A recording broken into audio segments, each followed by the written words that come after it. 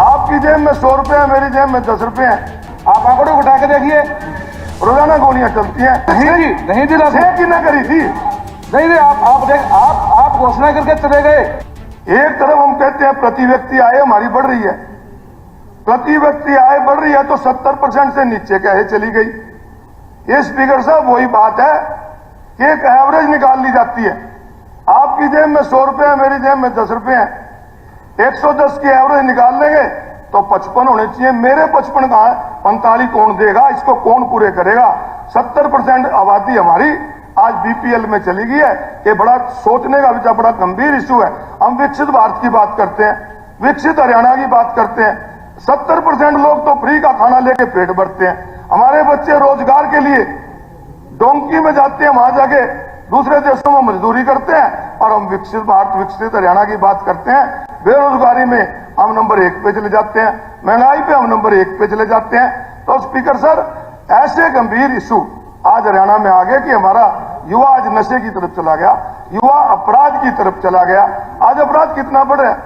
हमारे कुरुक्षेत्र जिला जो सीएम का जिला है, आज उसके अंदर रोजाना गोलियां चलती हैं। कभी आईलेट सेंटर पे गोली चल जाती है, कभी इस्लामाबाद में गोली मार के एक आड़ती को मार देते हैं, कभी पिपली की आड़ती के ऊपर गोलियां चल जाती हैं। तो इस प्रकार, क्योंकि ये सबसे बड़ा मुद्दा यह है कि रोजगार नहीं मिल रहा। अगर रोजगार मिला होता तो हमारे बच्चे आज अपराध की तरफ ना जाते, हमारे बच्चे नशे की तरफ ना जाते। ये गंभीर मुद्दा है। जिक्र करते हैं कौशल रोजगार के अंदर, और बहुत जिक्र किया मूलचंद जी ने भी, विज साहब ने, कि हमने खर्ची पर्ची बंद कर दी। तो मैंने यूं तो बता दो, जो ये कौशल रोजगार में लगे हैं, यूं किसी पर्ची से लगे हैं। हमारे कुरुक्षेत्र में नगर परिषद में 50 एम्प्लॉइज लगे हैं।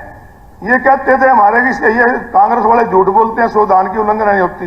संविधान की उल्लंघना स्पीकर साहब इसमें स्पष्ट रूप से हुई कि इसमें कोई आरक्षण ही नहीं है। आप तनेश्वर नगर परिषद के, अभी मुझे कोई बता रहा था, लगभग 50 कर्मचारी हैं जो इसमें कौशल रोजगार में लगे। उसके अंदर 2 SC हैं, 3 BC हैं। जबकि अगर इसमें आरक्षण दिया होता तो 50 में से 24 लगते, 47% आरक्षण लगता।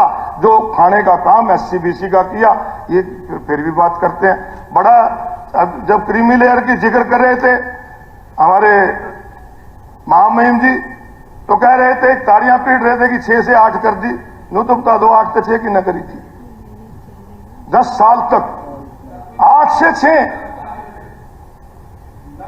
लाडू, मैं कह रहा हूं ताड़ियां पीट रहे थे। नहीं, हुड्डा साहब का राज था, लागू कहा थी, करी हमने।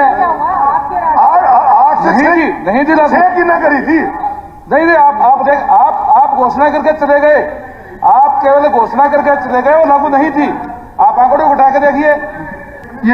ये तो सभी को फॉलो करना चाहिए, ये सभी को फॉलो करना चाहिए। अशोक अरोड़ा जी, आप अपना जारी रखिए। अगर कंक्लूड हो गया तो ठीक है, नहीं तो जल्दी नहीं, अभी तो मैं रह रहे। ठीक है, आप करिए फिर, कर लो हम सीएम साहब। स्पीकर साहब, एक और बहुत गंभीर इशू है हरियाणा के अंदर। आज सब लोगों को हमें सोचना चाहिए कि आज डेंगू का बहुत प्रकोप है। हर जगह डेंगू के केस बढ़ रहे हैं, और इसके बचाव के लिए अगर सरकार पहले से फॉगिंग कराई होती, सफाई की व्यवस्था ठीक की होती, तो ये आज इतना डेंगू नहीं फैलता। और मुझे हैरानी होती है कि डेंगू को रोकने की बजाय, डेंगू के उपाय करने की बजाय, जो हेल्थ डिपार्टमेंट के अधिकारी या कर्मचारी हैं, वो आंकड़े छुपा रहे हैं। आंकड़े छुपाने से नहीं होगा। अब हमारे परसों में स्टेटमेंट पढ़ रहा था कि 230 पेशेंट कुरुक्षेत्र में डेंगू के पाए गए, जबकि कोई हॉस्पिटल ऐसा नहीं जिसमें 200 तक कम हो। एक हॉस्पिटल भरे पड़े हैं, और लोग, कईयों की जान भी जा चुकी है। तो इस गंभीर पे सरकार को गंभीर होना चाहिए, इसके ऊपर आना चाहिए।